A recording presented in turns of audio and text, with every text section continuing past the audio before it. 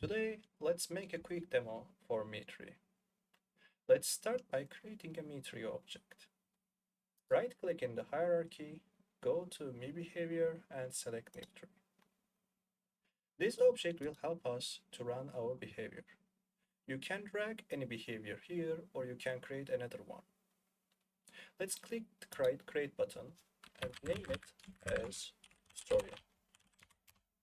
It's going to show a designer window. We can move this window into our editor. As you can see, it's empty right now. You can press the show button to load behavior. Each behavior comes with start node. This is the node MiTree will call. We have to connect new nodes to this node.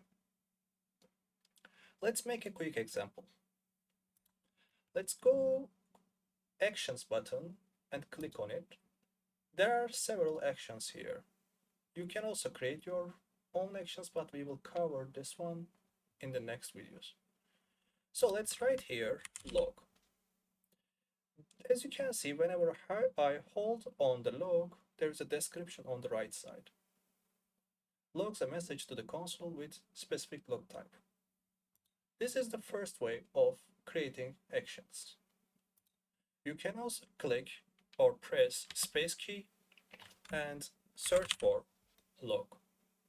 It's also going to help you to create an action, but you can't see any description here.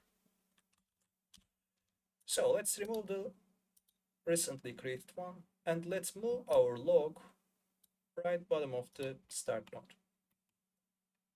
To run this action, we have to connect start node to log. So let's press right bottom of the start node and hold it and move it to log action. Now start node will call the log. What we will do is we are going to print a message in the info and the message will be hello world. Let's Control C and save it and let's run. If we check the console, as you can see, there is a hello world message.